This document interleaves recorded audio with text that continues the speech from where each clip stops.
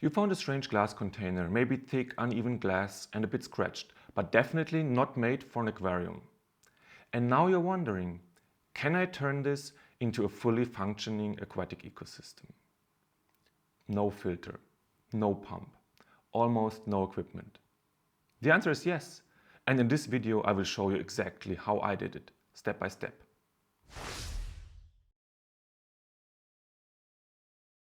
Recently I came across this somewhat unusual glass container. The glass is uneven and with around 8 mm pretty thick. For my American viewers, this is about 5/16 of an inch. The tank is made from one piece, without any seam, and it is 35 cm wide, 15 cm deep, and about 21 cm high. These measures result in a total volume of roughly 10 liters, or about 2.5 gallons. The glass looked pretty rough on the inside, and when I tried to clean it, I noticed that whatever it was not coming off. But when filled with water, you could barely notice any scratches. So I decided I wanted to do something aquatic in it. With the small volume and especially with the narrow depth, I felt there was not much space for having a pump or even a filter inside the tank. And this was when I started looking into no-filter options.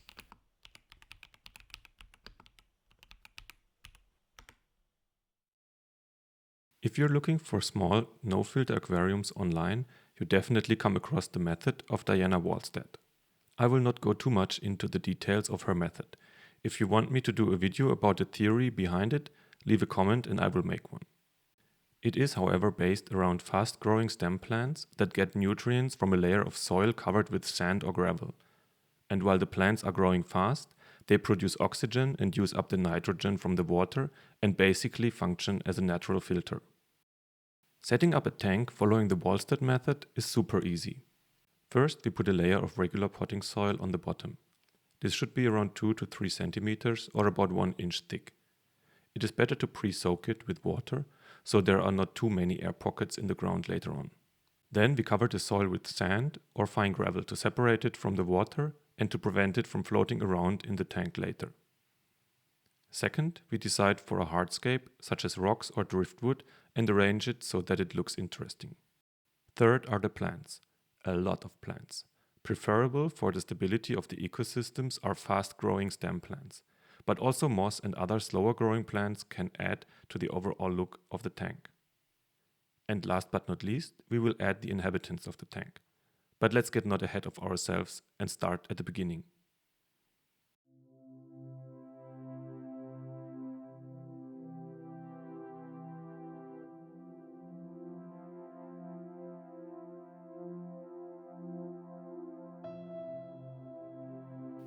I marked out the dimensions of the tank and tried different combinations of hardscape elements I had available.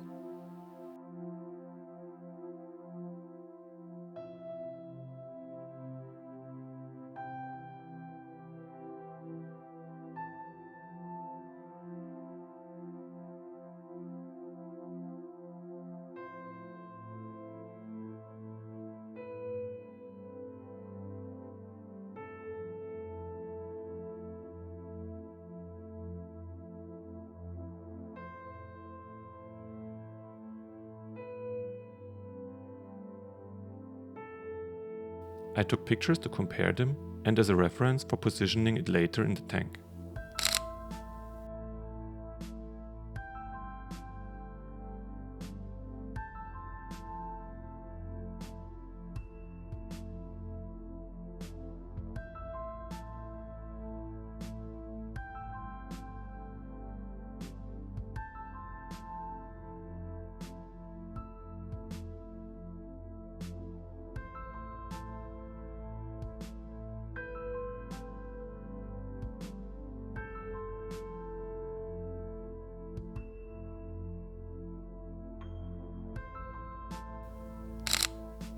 I decided that I liked this one the most, but I already questioned at this point if the driftwood might be too high for the tank with the soil and the sand layer in place.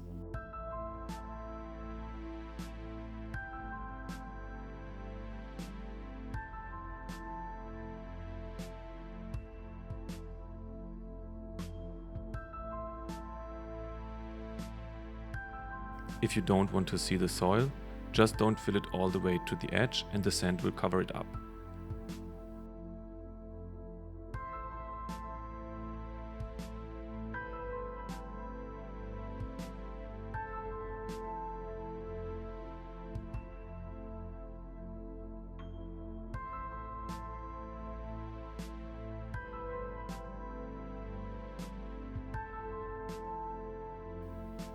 I used red sand because I like the more natural look of it.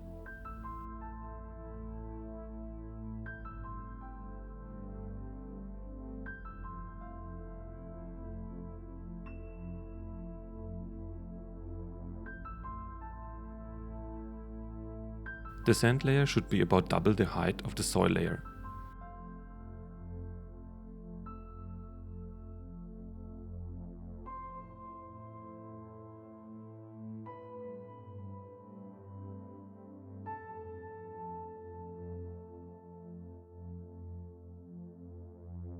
Now I saw that the taller driftwood piece indeed was too high for the tank and I settled for the smaller one.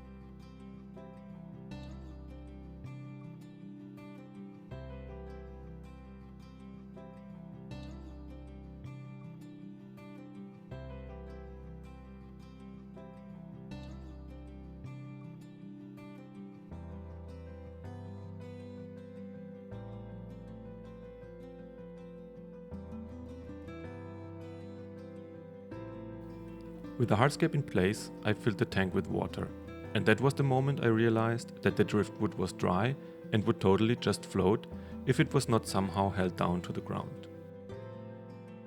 So I decided to glue it to a rock using superglue.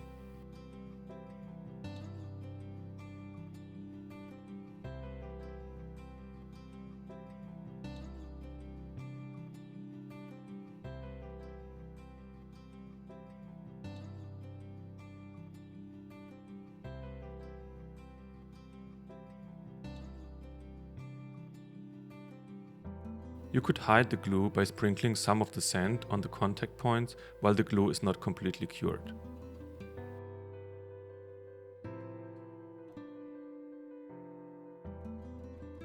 With this problem out of the way, I filled the tank with water and started to prepare the plants for being planted.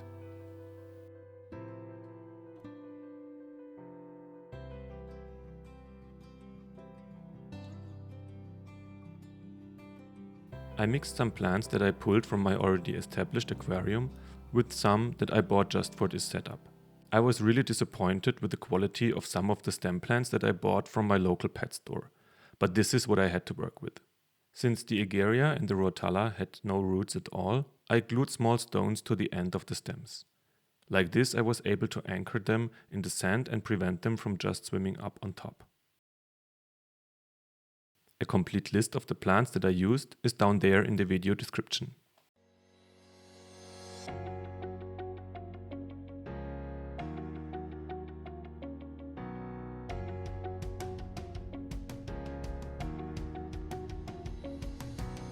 I started planting the Aegeria and the Hygrophila in the back, and in the other corner I put some Valisneria.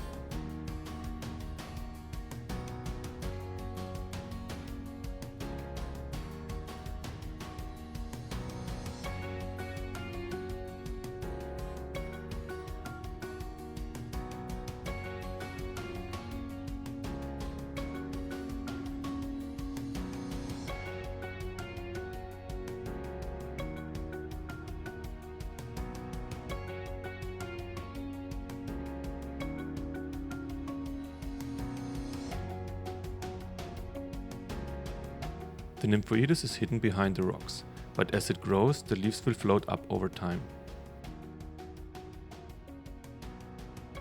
I put the Cryptocoryne in the front and the center. The Anubias is just wedged between the two rocks, together with some Java moss.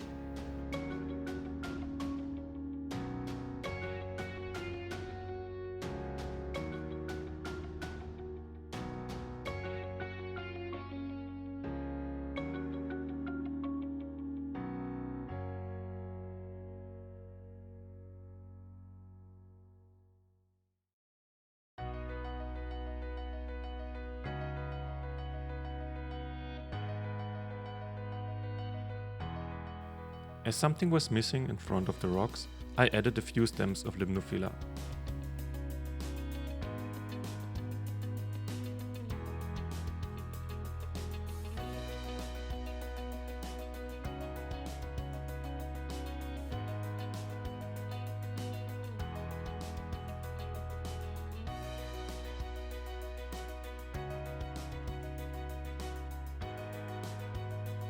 To round it off, I sprinkled some small pebbles into the tank. This goes a long way, making it look more natural and breaking up the sterile look of plain sand.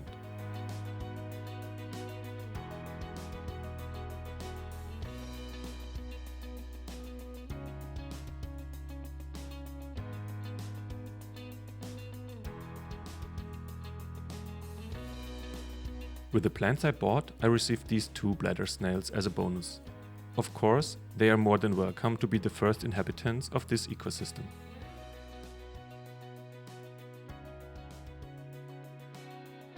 I didn't add the Salvinia yet because I had to drain most of the water to be able to carry the aquarium to its final place.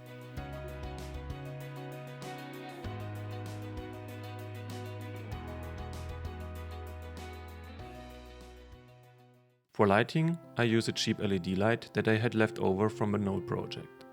This one here is a similar model, as it turns out the one I have is not sold anymore. Now that the tank was in its place on my office shelf, all I had left to do was fill it back up with water and add the shrimp.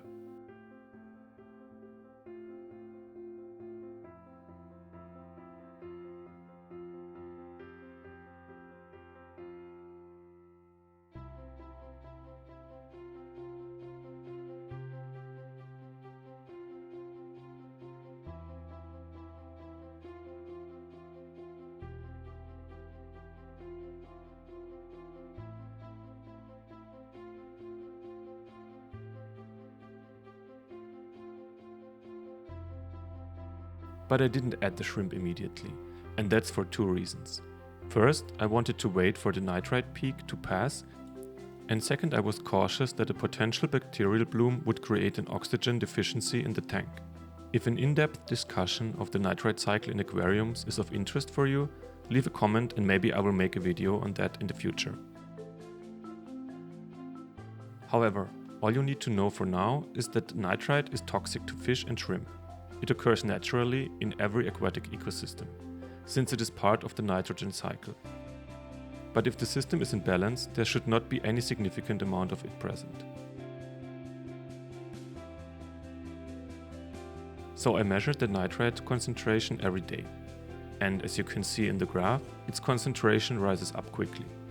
The scale of the test ends at 1 ppm, so there is no way to know how high it actually went, but the relevant part is that it was coming back down after about 3 weeks. There are ways to stock the tanks immediately, but it involves inoculation with beneficial bacteria and close monitoring of your animal's behavior. So if you know what you're doing, you don't have to wait the 3 weeks.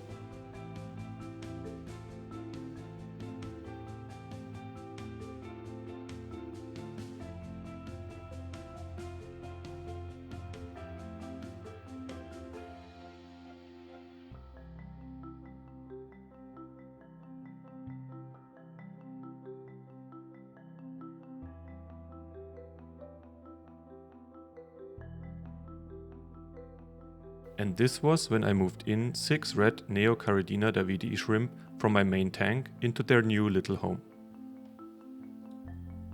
I didn't do a full acclimatization since the water parameters in both tanks are the same.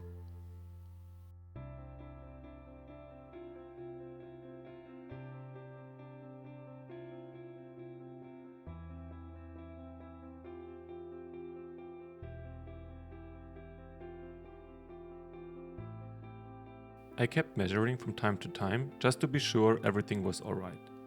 And after about 2 more weeks, I found the first baby shrimp swimming about. So far, I have seen at least 4 babies at the same time.